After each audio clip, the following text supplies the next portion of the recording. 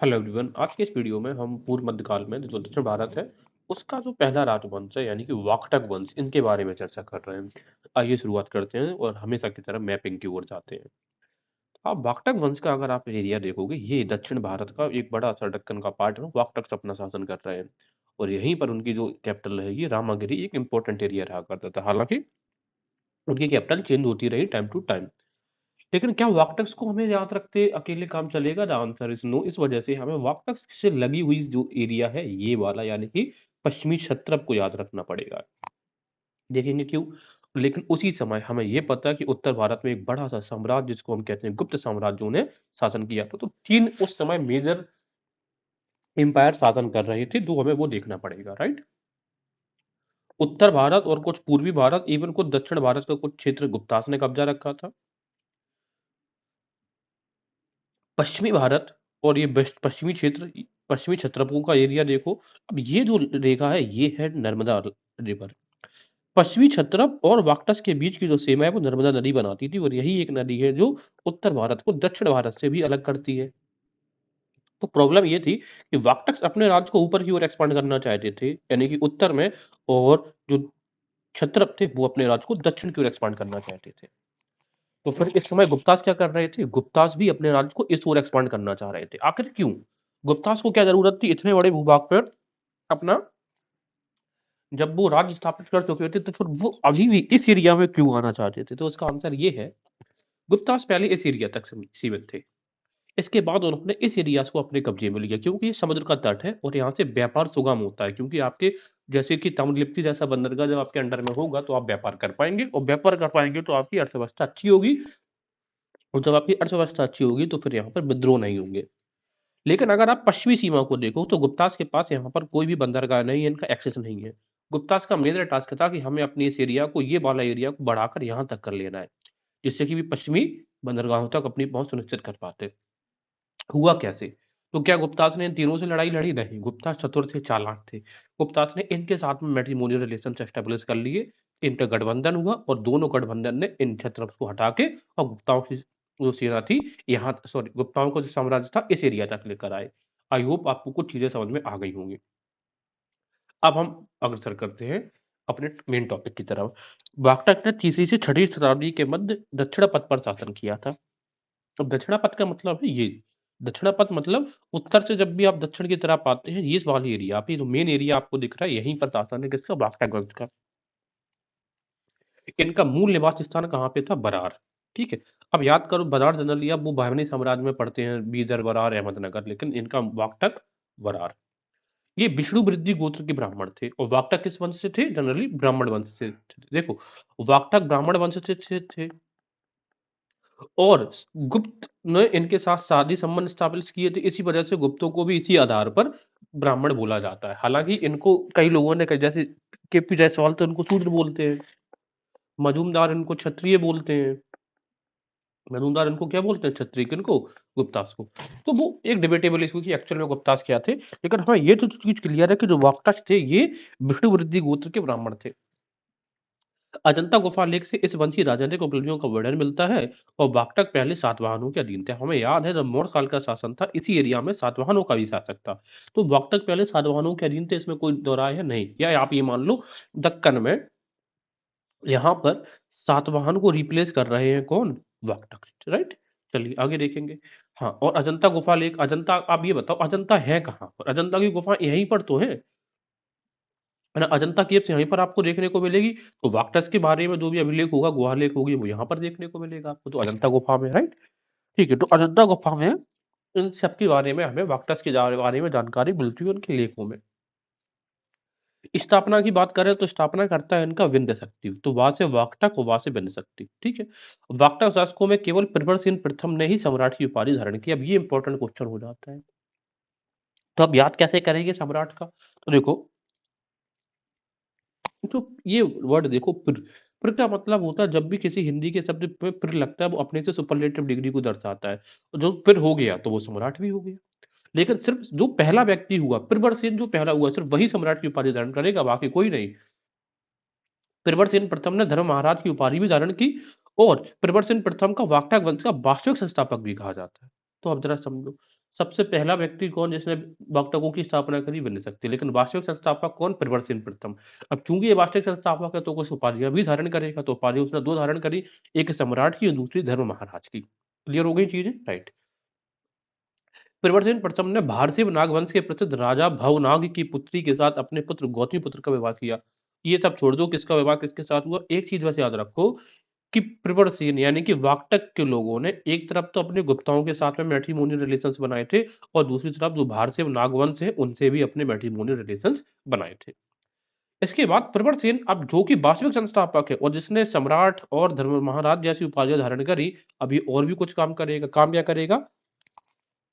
इसने 4 अश्वमेध यज्ञ भी करवाए, 7 सोम यज्ञ करवाए और एक बाजपेयी यज्ञ भी करवाया। अब इन यज्ञों की चर्चा तो हम वैदिक साहित्य में कर चुके हैं पहले, तो हमें पता होगा। ठीक है, तो आप याद कैसे रखेंगे हम कि एक कनेक्टिविटी बिठाओ कि प्रवरसेन प्रथम जो कि वास्तविक संस्थापक है, उसी ने बड़ी बड़ी उपाधियां धारण करी, सम्राट जैसी, धर्म महाराज, और इसी खुशी में या इसी उपलक्ष्य में उसने 4 अश्वमेध, 7 सोमयज्ञ और एक बाजपेयी यज्ञ भी करवाया, क्योंकि हम वो वास्तविक संस्थापक है। इसके अलावा देखो, प्रवीर भी कहा जाता है इसको, तो प्रवर है, नाम क्या है? प्रवर। और प्रवर और प्रवीर सेम है, लेकिन समस्या कब फंसेगी? जब हमें प्रवरसेन सेकंड भी ऑप्शंस में आएगा। तो याद रखना, बड़ी बड़ी उपाधियां सब प्रवरसेन फर्स्ट की ही। प्रवरसेन की मृत्यु के पश्चात वाक्टक वंश दो भागों में बट गया, दो पार्ट्स बढ़ जाते हैं। एक तो इनकी मेन ब्रांच रहेगी और एक दूसरी होगी बासीम की। बासीम यानी कि इसका दूसरा नाम था वत्सगुल्म, वत्सगुल्म की ब्रांच, राइट। अब हम पढ़ेंगे मुख्य वंश के बारे में।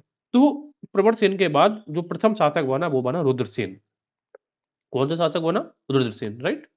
तो रुद्रसेन प्रथम के बारे में, अपने वंश के वैष्णव धर्म को छोड़कर शैव धर्म को स्वीकार कर लिया। जनरली वाक्टक वंश के जो लोग हैं वो विष्णु को मान रहे हैं। अब लेकिन ये जो रुद्रसेन है, इसका नाम ही देखो, रुद्र किसका नाम है? भगवान शंकर का नाम है, तो ये शैविज्म को मानेगा, राइट। इसी वाक्टक लेखों में महाभैरव को उपासक कहा गया। नाम ही क्या है? रुद्र। अपने आप में खतरनाक रूप है, और ये महाभैरव, इससे कनेक्ट कर लेंगे, तो महाभैरव को उपासक कैसे कहा? रुद्रसेन को। इसके बाद पृथ्वीसेन प्रथम को धर्म विजयी कहा गया है, तथा इसकी तुलना युधिष्ठिर से भी की गई है। रुद्रसेन के बाद कौन आएगा? पृथ्वीसेन। अब पृथ्वीसेन को धर्म विजयी कहा, जिसने धर्म से सारी विजय करी। यानी कि ये मान लो कि पृथ्वीसेन को अगर आपने युधिष्ठिर से कनेक्ट कर लिया, तो युधिष्ठिर हमेशा धर्म से चलने वाले थे, तो उन्हें भी कनेक्ट कर ले जाओगे। तो कैसे याद करेंगे ये बताओ? जो युधिष्ठिर थे, उन्होंने पृथ्वी के लिए, पृथ्वी यानी कि जमीन के लिए ही तो विवाद किया था, तो पृथ्वीसेन प्रथम को युधिष्ठिर की उपाधि दी गई है। उसी से कनेक्ट करेंगे धर्म विजय, क्योंकि युधिष्ठिर हमेशा धर्म पे चलने वाले थे, सत्यवादी थे।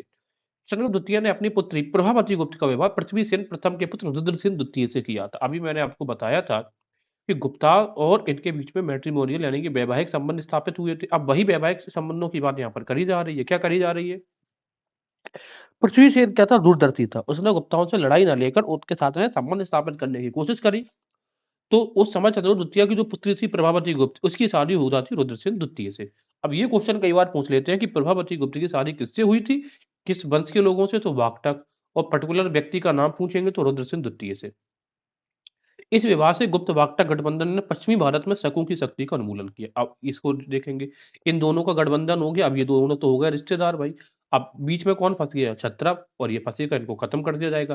तभी कहा जाता है कि चंद्रगुप्त द्वितीय ने रुद्र सिंह तृतीय, जो अंतरिम क्षत्रप था, उसको हटा दिया था। क्योंकि चंद्रगुप्त द्वितीय ने पहले अपनी लड़की की शादी करी, इनको अपना रिलेशन बनाया, और दोनों की शक्तियों ने इनको हटा दिया। तो चलिए आगे देखेंगे। प्रभावती गुप्त ने अपने पुत्र दामोदर सेन के लिए संरक्षक का कार्य किया। तो प्रभावती गुप्त का पुत्र कौन था? दामोदर। उसके लिए ये क्या गार्जियन के रूप में काम करती है। बाद में दामोदर सेन, जो बाद में दामोदर सेन होगा, यही प्रवरसेन द्वितीय के नाम से गद्दी पर बैठता है। तो प्रभावती को गुप्त था, इसी का प्रभावती गुप्त का ही पुत्र था प्रवरसेन द्वितीय, राइट। इसका दूसरा नाम क्या था? दामोदर। कालिदास ने कुछ समय तक प्रवरसेन द्वितीय की राजसभा में निवास किया। यानी कि अब ये बताओ, जनरली जो कालिदास थे, ये जनरली चंद्रगुप्त द्वितीय के दरबार में हुआ करते थे। तो शादी के टाइम पे कालिदास कहाँ पे आ गए थे? प्रवरती गुप्त के साथ में। तो उन्होंने प्रवरसेन द्वितीय के दरबार में कुछ समय तक राजसभा में निवास करते हैं। कौन? कालिदास। वाक्टकों के समय संस्कृत की वैदर्भी शैली का पूर्ण विकास हुआ। संस्कृत में कई सारी अब ये वैदर्भी का मतलब है जो जो शैली विदर्भ के रीजन में जन्मी थी, उसको विदर्भ का वैदर्भी शैली कहा गया। विदर्भ एक रीजन है महाराष्ट्र का, और ये तो हमें दिख ही रहा है कि सब शासन तो इसी दक्कन के एरियाज में ही कर रहे हैं ना। ये वाक्टक देखो, चालुक्य यहीं पे कर रहे हैं, सॉरी वाक्टक दक्कन के एरिया में कर रहे हैं। तो वैदर्भी शैली का विकास किसके टाइम पे होता है? वाक्टक के टाइम पे। भूलोगे नहीं कैसे? वहाँ से वाक्टक, वहाँ से वैदर्भी शैली। और इसी वैदर्भी शैली में कालिदास ने वाक्टक दरबार में वैदर्भी शैली में मेघदूत की रचना करी है। तो मेघदूतम जो लिखी गई है वो वैदर्भी शैली में लिखी गई है। कहाँ, किसके द्वारा? कालिदास के द्वारा। और वाक्टकों के संरक्षण में। प्रवरसेन द्वितीय भी अपने आप में एक विद्वान था, जिसने सेतुबंध नामक काव्य ग्रंथ की प्राकृत भाषा में रचना की। अब ये इंपॉर्टेंट है, यद्यपि हम अगर बात करेंगे संस्कृत की, तो संस्कृत को संरक्षण देने वाले कौन थे? संस्कृत को संरक्षण दिया है सातवाहनों ने, सबसे पहले जो रहे। सातवाहनों के बाद वाक्टकों ने भी दिया है। लेकिन फिर भी प्रवरसेन द्वितीय ने जो सेतुबंध लिखी है वो प्राकृत भाषा में लिखी। प्राकृत का मतलब है जन सामान्य की भाषा हुआ करती थी। ये संस्कृत की एक ऐसी भाषा, संस्कृत का एक ऐसा रूप था जिसको आम लोग समझ सकते थे। और कालिदास ने इसे संशोधित किया था, यानी कि लिखा तो था प्रवरसेन द्वितीय ने, लेकिन प्रवरसेन द्वितीय उतना भी बड़ा विद्वान नहीं था, कोई उसमें ग्रामेटिकली मिस्टेक ना रह जाए। तो उसने लिख तो दिया सेतुबंध, लेकिन इसको कह सकते हैं प्रूफ रीडिंग करी थी किसने? कालिदास ने। सेतुबंध को रावण बाहु भी कहा जाता है। तो ये पूछ ले एग्जाम में कि सेतुबंध या रावण बाहु ये पुस्तकें किसने लिखी है, तो हमारा आंसर क्या होगा? प्रवरसेन द्वितीय ने। इसके बाद सर्वसेन ने हर विजय नामक प्राकृत काव्य ग्रंथ की रचना की। तो सर्वसेन, तो सर्व पे हर की विजय, ठीक है। सर्वसेन यानी कि सब पर हर की विजय। तो सर्वसेन ने हर विजय नामक प्राकृत काव्य ग्रंथ की रचना की, राइट। प्रवरसेन द्वितीय ने कदम्ब नरेश काकुस्थ वर्मन की पुत्री अजित भट्टारिका के साथ अपने पुत्र नरेंद्र सेन का विवाह किया था। ये इंपॉर्टेंट फैक्टर नहीं बनता है। एक चीज बस याद रखनी है कि प्रवरसेन द्वितीय ने किनके साथ में अपने संबंध, वैवाहिक संबंध स्थापित कर लिए थे? कदम्ब नरेश। कदम्ब कौन हुआ करते थे? जो उत्तर ये दिख रहा है, ये कदम्ब दिख रहे हैं यहाँ पे। तो वाक्टक्ष ने अपनी गुप्तास के साथ में भी वैवाहिक संबंध स्थापित किए। इसके अलावा जो नाग्स थे इनके साथ में भी किए थे, और कदम्ब के साथ में भी किए थे, राइट। नागवंशी, भारत नागवंशी के बारे में भी हमने चर्चा करी थी। अब आता है साथ में पृथ्वीसेन द्वितीय। पृथ्वीसेन द्वितीय को बालाघाट अभिलेख में परम भागवत कहा गया। किसको? पासे पृथ्वीसेन, पासे परम भागवत, और किसमें? बालाघाट अभिलेख। अब बालाघाट कहाँ पे? इस रीजन में बालाघाट की माइंड से, राइट। अजंता की 16वीं तथा 17वीं गुफाओं का निर्माण पृथ्वीसेन द्वितीय के समय में हुआ। इसके पूरे टॉपिक से उठने वाला सबसे इंपॉर्टेंट क्वेश्चन यही है कि अजंता की गुफाओं का निर्माण किसके समय में हुआ है? पृथ्वीसेन द्वितीय, जो कि वाक्टक वंश का शासक था।